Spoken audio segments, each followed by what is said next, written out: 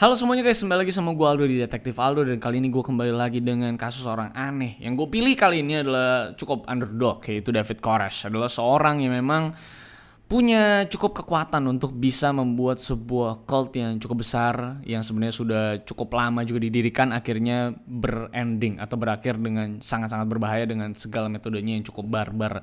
Dan kebetulan juga sebenarnya coverage-nya tuh live pada saat itu, jadi banyak orang yang bisa lihat proses penyergapan David Koresh dan segala macam, dan menjadi salah satu cult yang endingnya cukup barbar seperti Jonestown pada saat itu.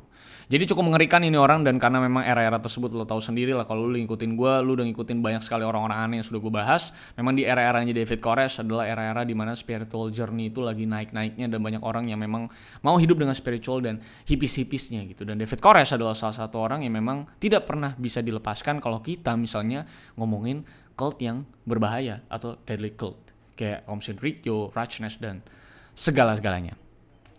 Tapi sebelum kita mulai ke David Koresh, gue pengen kasih tahu ke kalian bahwa baju gue hari ini sangat keren gitu, ya kan? Karena kan gue suka Coca-Cola. Nah kali ini gue cetak bukan Coca-Cola, coba-coba. Karena memang awalnya adalah coba-coba dulu gitu, dimana-mana tuh kita harus coba-coba apapun juga. Jadi kalau misalnya lu mau sablon, ya kan, apa aja terserah lu lah ya.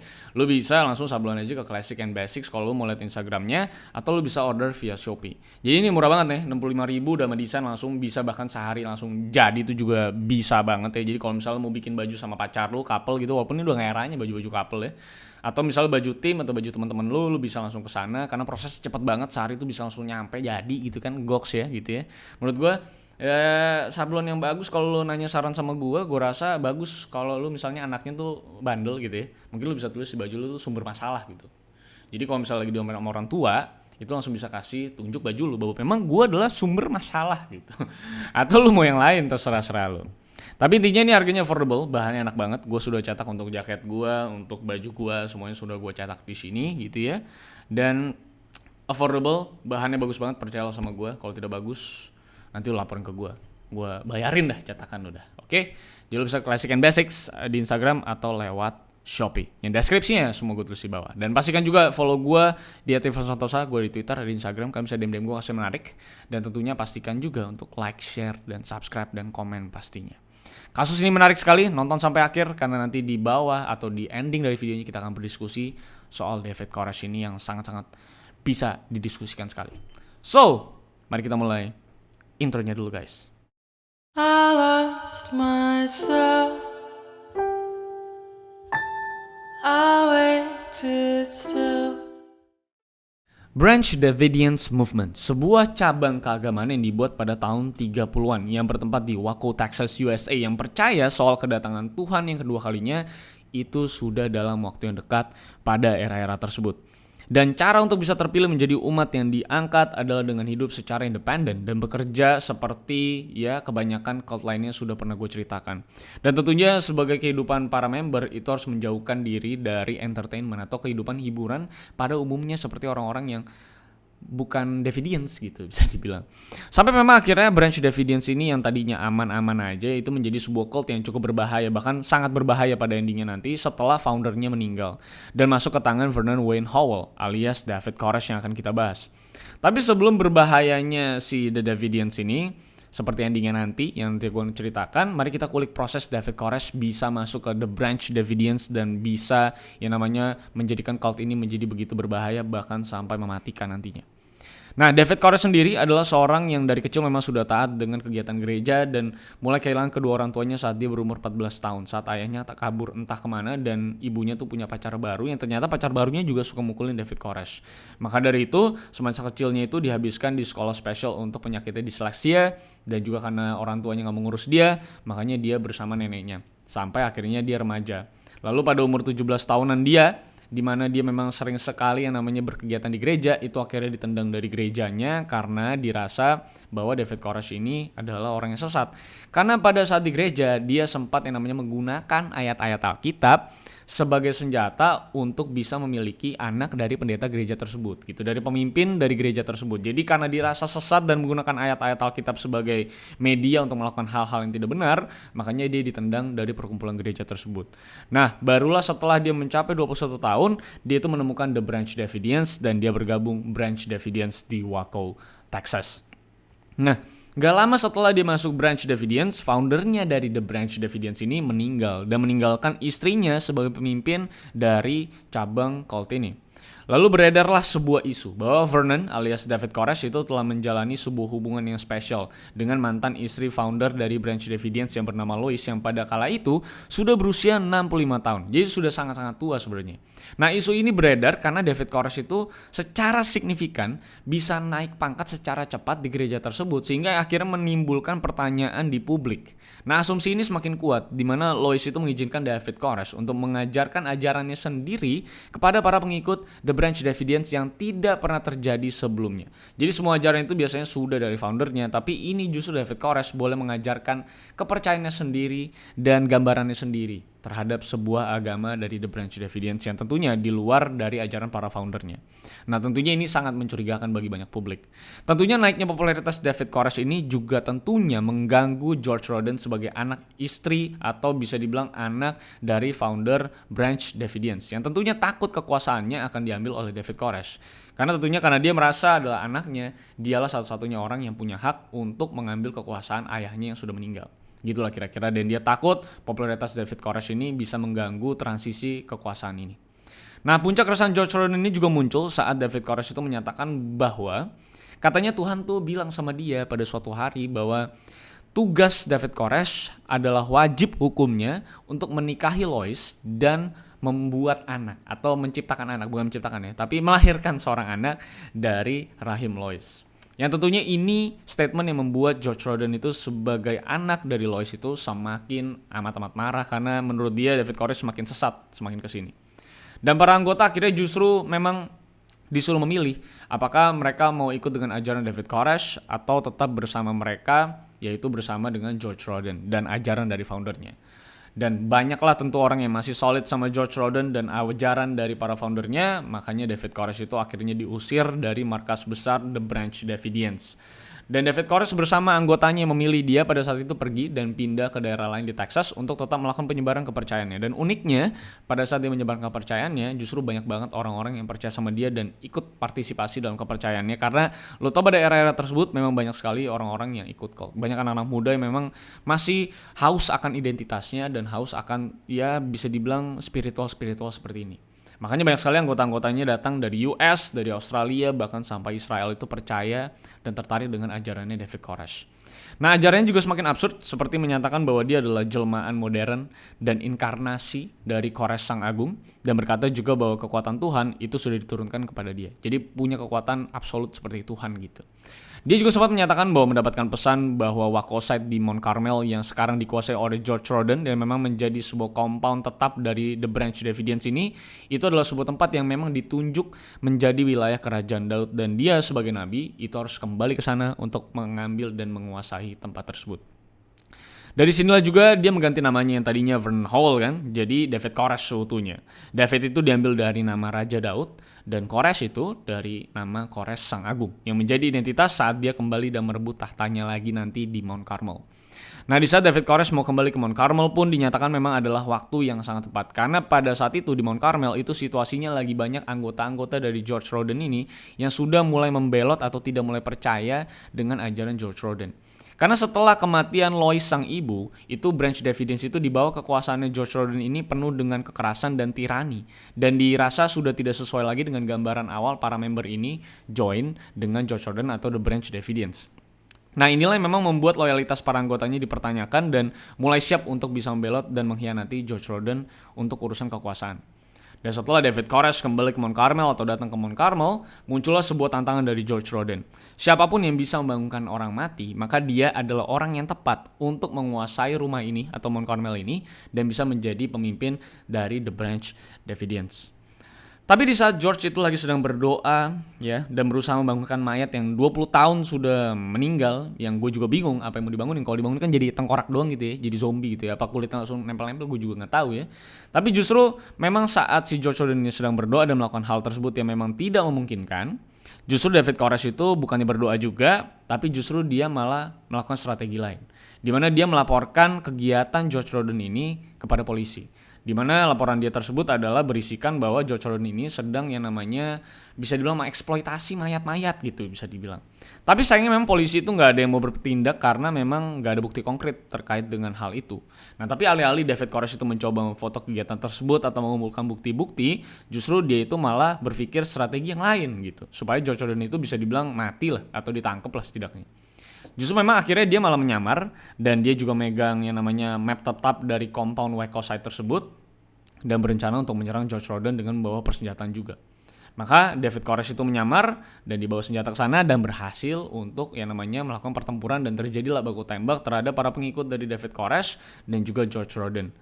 Dan setelah penyerangan tersebut, si George Rodden ini sempat cedera. Walaupun memang cederanya tidak terlalu parah gitu ya, tidak terlalu lethal, tapi George Rodden itu sempat terluka. Dan setelah serangan inilah akhirnya David Koresh itu dan para pengikutnya itu disidang. Dan dituduh oleh George Rodden ini bahwa David Koresh itu menyerang dan juga mencuci otak ibunya serta memperkosa ibunya semasa ibunya hidup dulu. Tapi ternyata David Koresh dan kawan-kawan itu dibebaskan atas kurangnya beberapa bukti dan pertarungan kekuasaan itu setelah sidang tersebut itu justru semakin besar terjadi di antara dua kubu, yaitu kubunya David Koresh dan kubunya George Rodden atas perebutan kekuasaan dari gereja atau cult. Nah semuanya berakhir pada saat George Rodden itu membunuh teman satu kamarnya yang diduga sama George Rodden adalah suruhan dari David Koresh yang akan membunuh dia. Karena memang George Rodden setelah insiden tersebut dia tuh mulai parno gitu ya, mulai agak resah-resah dikit gitu. Jadi dia merasa bahwa temennya yang paling dekat ini di teman kamarnya ini itu bisa jadi adalah orang yang disuruh sama David Koresh. Dan paling memungkinkan siapa yang bisa bunuh dia adalah teman sekamarnya. Makanya dia bunuh teman sekamarnya supaya bisa dibilang menghilangkan rasa keresahan dia. Takutnya ini adalah suruhannya si David Koresh gitu. Jadi setelah temennya dibunuh, dia akhirnya disidang juga. Tapi memang akhirnya dibebaskan dari segala tuntutan karena sidang tuh merasa bahwa si George Rodden ini memang bukan orang sehat gitu. Tapi memang sudah sakit jiwa gitu. Makanya dia itu dimasukkan ke rumah sakit jiwa. Karena dianggap memang tidak waras. Dengan masuknya George Rodden, maka kekuasaan secara absolut akhirnya dimiliki oleh David Koresh. Walaupun banyak konspirasi di belakangnya, bagaimana prosesnya gitu. Lalu membuat banyak peraturan baru dan aneh juga si David Koresh ini di The Branch Davidians. Dimana semua laki-laki itu boleh menikah sesama jenis, which is homosexual, LGBTQ. Menikah dengan anak di bawah umur, underage gitu ya, dan bahkan seks bebas. Bahkan untuk menghindari penangkapan atas ajaran sesatnya dan kebutuhan seksnya yang sangat liar sekali, dia itu seringkali menyuruh para anggota laki-lakinya tuh untuk menjadi suami dari wanita-wanita yang dia jadikan istri agar tidak terjadi penangkapan kepada dirinya. Dan dia juga mendoktrin anak-anak kecil untuk tidak mengatakan apapun, walaupun anak-anak tersebut yang underage tersebut sebenarnya sudah seringkali ya diperkosa sama si David Koresh dan antek-anteknya. Lalu karena isunya terus keluar dan terus banyak sekali hal-hal yang memang buruk yang tercipta dari dalam compound di Waco, Texas tersebut, jadi memang akhirnya banyak orang yang mulai bergerak. Dan pada tanggal 28 Februari 1993, Biro Alkohol, Tembakau, dan Persenjataan itu berstrategi untuk menyerang camp tersebut karena dirasa bahwa orang-orang di sana menyimpan banyak sekali senjata api, adanya perdagangan narkoba, dan segala macam lah di sana. Lalu juga ada yang namanya penyerangan anak kecil secara seksual dan poligami, segala macam itu semua ada di sana. Dan karena memang hukumnya di sana tidak membolehkan hal tersebut, makanya terjadilah strategi untuk menyerang compound tersebut.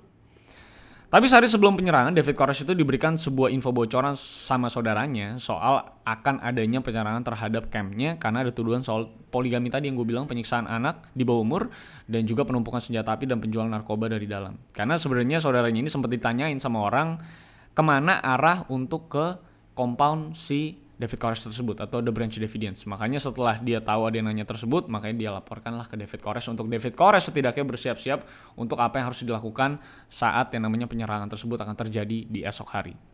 Nah dari info tersebut, David Koresh itu mempersiapkan para laki-laki atau member laki-lakinya itu untuk memegang senjata untuk siap-siap bertempur dan menahan supaya tidak ada pasukan yang masuk ke compoundnya. Dan untuk wanita dan anak-anak itu diminta ke shelter untuk berlindung. Di sisi lain, para pasukan ATF, itu yang memang pasukan yang diturunkan untuk menyerang compound tersebut, itu bersiap dengan menuliskan golongan darah mereka di tangan sebagai tanda-tanda jaga-jagalah jika nantinya terjadi pertumpahan darah dan memang pasukan tersebut membutuhkan transfusi darah ataupun sebaliknya. ATF mengaku strategi mereka adalah hanya menembak jika mereka akan diserang, walaupun beberapa pengakuan para Davidians dan juga ex-member ATF yang saat ini sudah memberikan kesaksian itu justru mengatakan bahwa penembakan terjadi justru dari para agent ATF terlebih dahulu. Walaupun beberapa statement juga mengatakan bahwa ada agent ATF yang nggak sengaja nembak duluan. Walaupun gue nggak tahu bagaimana caranya lu nggak sengaja nembak, karena weapon itu ada locknya. Nah, adu tembak menembak dari luar dan dalam ini terjadi selama kurang lebih 50 hari yang nanti gue akan ceritakan, dan para Davidians tetap bertahan untuk tetap di dalam dan melindungi David Koresh dari penangkapan dan tidak mengizinkan satupun agent masuk ke dalam sana. Bahkan agent ATF dan beberapa Davidians itu juga ada yang tewas atas aksi tembak-tembakan ini dari luar dan dalam. Jadi memang cukup memakan korban dan situasinya itu direkam secara live. Jadi mungkin kalau bisa ketemu footage-nya, karena gue nggak mungkin bisa tayangin, itu mengerikan sekali prosesnya. Dan para Davidians juga sempat menyampaikan lewat media soal bagaimana kondisi para The Davidians ini, bagaimana sebenarnya santai-santai aja kami itu di dalam gitu ya, tapi kenapa harus diserang pakai senjata api gitu, kita kira-kira kayak gitulah. Sampai akhirnya FBI turun tangan karena merasa ATF ini sudah tidak bisa dibilang tidak fungsional secara baik, makanya FBI itu turun tangan untuk menangani kasus ini. Dan langsunglah FBI itu memutus jalur komunikasinya kepada media-media di luar. Dan para Davidians ini hanya bisa berbicara lewat 25 FBI negotiator yang disediakan oleh FBI dalam kasus ini. Negotiator akhirnya berhasil menemui titik kesepakatan dengan para Davidians bahwa Davidians boleh sekali membantah asumsi FBI bahwa para member Davidians yang ada di dalam itu dijadikan sandera oleh David Koresh, dan memberikan video untuk ditayangkan di televisi soal bagaimana para member ini tetap sehat dan bahagia dan bukan menjadi sandera. Gitu. Jadi setidaknya David Koresh boleh memberikan yang namanya klarifikasi terhadap asumsi dari FBI dan orang-orang yang tentunya ada di rumah yang lagi pada nonton live footage dari penyergapannya. Nah, walaupun setelah menayangkan video tersebut, David Koresh itu menolak untuk melakukan bagiannya, yaitu di mana memang harusnya dia itu membebaskan para membernya atau jemaatnya secara berkala. Dan dari ingkar inilah FBI itu merasa bahwa hanya melalui kekerasan lah sepertinya di mana member Davidians ini yang dirasa tetap menjadi sandera ini bisa diselamatkan. Caranya adalah untuk menyerang langsung aja, udah nggak bisa pakai negosiasi gitu. Waktu juga memang semakin sempit karena memang para negosiator FBI itu mulai resah dan memiliki ketakutan bahwa The Branch Davidians dan yang dipimpin memang oleh David Koresh itu takutnya akan melakukan hal yang sama seperti kejadian Jonestown kalau kalian tahu, di mana alias mass suicide yang sering terjadi di berbagai cult sebenarnya. Jadi keresahan utamanya adalah itu. Lalu akhirnya setelah menimbang banyak resiko, FBI itu akhirnya diizinkan untuk melakukan serangan ke dalam compound The Branch Davidians. Tepat 51 hari setelah ATF menunggu di depan compound dan tembak menembak, ada yang meninggal gitu ya, sampai ada footage dilempar akhirnya ke media dan segala macamnya gitu kan, sampai akhirnya bernegosiasi juga dengan FBI beberapa hari. Akhirnya hari penyerangan ditentukan. Pasukan ATF yang tadinya menunggu di compound atau depan compound itu akhirnya ditarik dan digantikan oleh para agent FBI untuk memimpin penyerangannya. Pada awalnya mereka tuh melakukan tembakan dengan tank untuk yang namanya membuat lubang sebagai access point mereka untuk bisa masuk dan masukkan gas air mata ke dalamnya supaya pada nggak bisa lihat gitu ya. Lalu terjadilah baku tembak lagi terhadap para The Branch Davidians yang sudah memegang senjata di dalam dan para agent FBI. Walaupun agent FBI setelah ditembak itu dia akan balas tembak dan juga melemparkan granat yang memang sudah diizinkan atas SOP operasi mereka. Jadi memang agak brutal gitu ya metodenya. Dan secara mengagetkan beberapa jam setelahnya memang terjadi ledakan yang besar banget, cukup aneh ya, cukup absurd gitu ya. Kalau kalian lihat ledakan di Lebanon, Beirut kemarin itu mirip sama ini, ya nggak segede itu, cuman mirip-mirip lah, agak tidak normal gitu. Kenapa tembakannya ada di sono tapi meledaknya bisa sampai segedung gitu bisa dibilang. Nah, memang ledakan tersebut akhirnya memang meledakkan hampir seluruh bagian gedung yang berkobar sangat merah sekali pada saat itu, dan hanya 37 member yang berhasil diselamatkan dari sana. Nah, polisi juga menduga bahwa sepertinya The Branch Davidians atau para membernya sendirilah yang sebenarnya membuat apinya semakin besar, mengakselerasi apinya dan membuat gedung meledak dengan membakar sendiri gedungnya. Gitu. Jadi ini sebenarnya adalah proses mass suicide mereka gitu bisa dibilang. Semua meninggal di sana mati dalam keadaan terbakar karena mengisap asap dan kena luka tembak. Dan David Koresh sendiri itu ditemukan sudah mati bunuh diri. Jadi ya bisa dibilang nembak kepalanya sendiri lah gitu. Sampai detik ini masih menjadi polemik yang liar. Yang menarik adalah sebenarnya apa yang terjadi di dalam, karena ada live footage cuman dari luar. Di dalam itu nggak tahu sama sekali apa yang FBI lakukan, apa yang para member The Branch Davidians ini lakukan gitu. Jadi inilah yang menjadi sebuah polemik yang belum pernah terbongkar sampai detik ini. Karena ya tidak ada rekaman di dalamnya gitu bisa dibilang. Jadi David Koresh meninggal pun itu juga masih menjadi sebuah polemik juga. Kematian David Koresh itu memang sangat-sangat dipertanyakan, apa beneran bunuh diri atau memang sebenarnya itu dibunuh oleh membernya sendiri yang mulai muak mungkin dengan strateginya David Koresh dalam menahan compound yang akhirnya membahayakan para member lain, atau memang agent FBI-nya yang bunuh David Koresh gitu. Sebenarnya harusnya David Koresh itu ditangkap gitu kan. Yang pasti anak-anak yang selamat memang betul mengalami kekerasan seksual selama bertahun-tahun dari David Koresh. Sampai detik ini operasi dari Waco Compound ini masih menjadi misteri yang sangat besar sekali.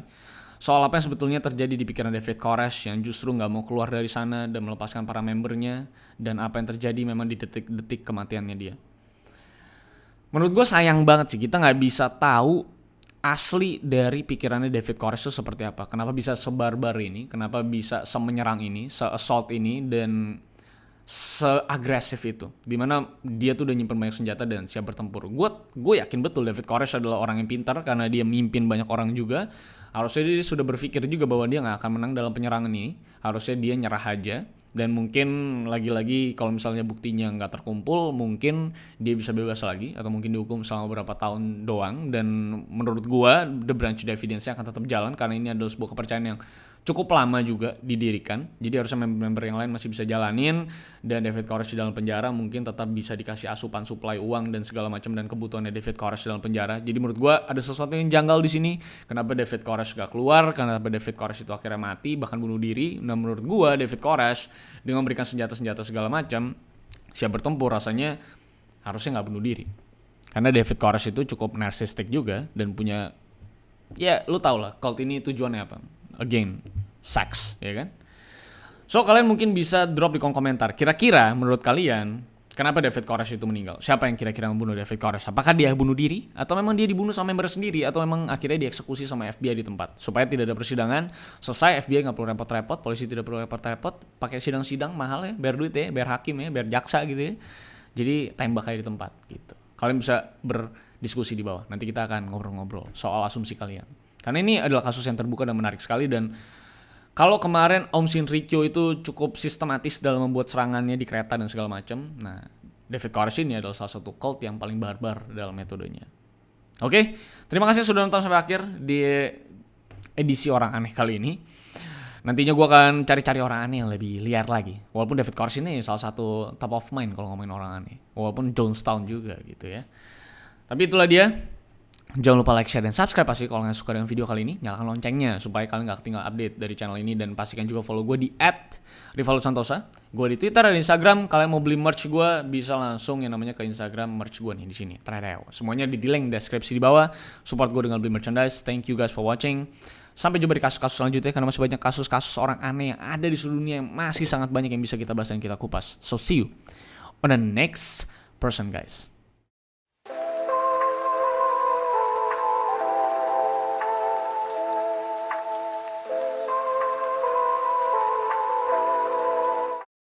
I lost myself. I waited still for a glimmer to arise.